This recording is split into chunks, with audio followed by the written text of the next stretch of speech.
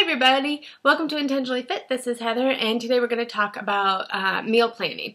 A lot of people ask how I do this, and I realized it's probably a little more complex because it's like just a process I've developed than I once thought it was. So I will give you some basic pieces today, and then I will try to break apart some of those other ones. The first part that I do is I have created a database kind of in my head and on paper and on my computer about different recipes that my family enjoys. A lot of those are put together on my Pinterest boards and a 90-10 board and a Crock-Pot board. So that is basically where most of my recipes are sitting. I have a few that are not in there. They come from the book Eating for Life by Bill Phillips. It's part of the Body for Life cookbook and lifestyle program. It's been around for a while. You could probably get it used on Amazon somewhere. I've also kind of gathered different recipes from different Beachbody programs that I've used. I love the protein pancakes out of one of the Asylum food plans. So I have all of these recipes available, and I think at some point I should probably just do a separate video about how I kind of put all of those together. But what I do is, because I have this database kind of already created, what I can do is when I get the advertisements in the mail from the different grocery stores in our area, I can scour the ads looking for what's on sale. Now keep in mind, I don't really buy anything that's processed. I don't buy boxes of meals or things like that, no pre-made meals. So I'm basically looking for what the price is on meat, what the price is on produce, and every once in a while, you know, some canned foods. I do, especially in the winter, I do a lot of chili, so I do some canned tomatoes and beans, and sometimes dry beans. It just depends on kind of what mood I'm in and what I've found on sale. So I scour the ads and I find what meats are on sale. And that's really kind of the basic of how I do it. So if I know what's on sale, then I can go through my database and find out which recipes will fit what I can get for cheaper during this week. I make my meal plan for about a week to a week and a half because we get paid monthly. So I set aside money and I do shopping per week. Because produce goes bad, and if I buy too much of it, like if I tried to do it for the whole month, it would go bad before I got a chance to eat it all. So I break it up into segments. So once I've found the meat that's on sale, then I will base my weekly plan around that. So now, granted, that's not the only meat I'll buy, but it will be the majority of the meat that I buy.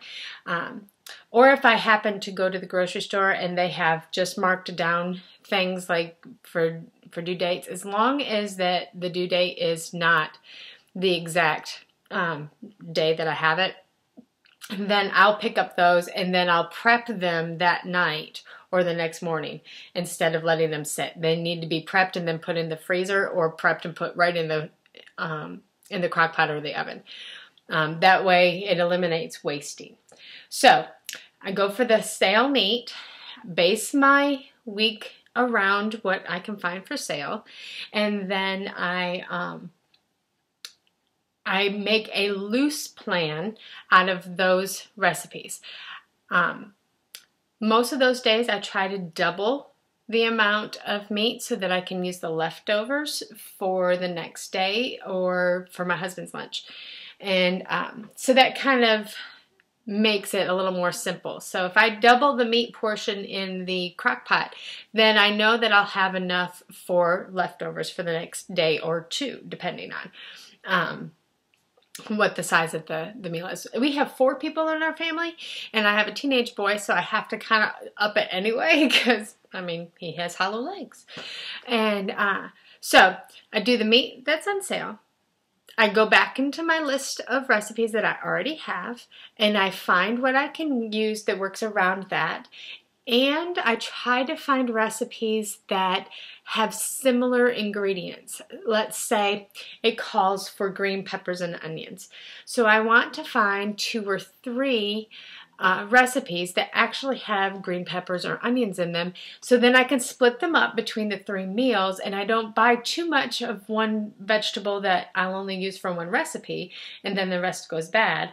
Or it simplifies things. If you put things together that have similar items and you just use a different seasoning, you can make an entirely different tasting dish even with the same ingredients. So basic food ingredients, not seasonings. I know that they're part of the ingredients too. So that's how I try to simplify that. And plus I know that, let's say Thursdays, I know that we are going to be late because we have an activity every week on Thursday.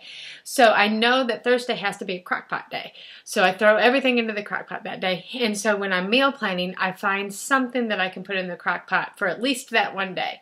A lot of my days are crock-pot days. I'm just lazy. No, I'm not. I have tried to simplify it so that I can spend time with my family instead of in the kitchen. That's really why I do it.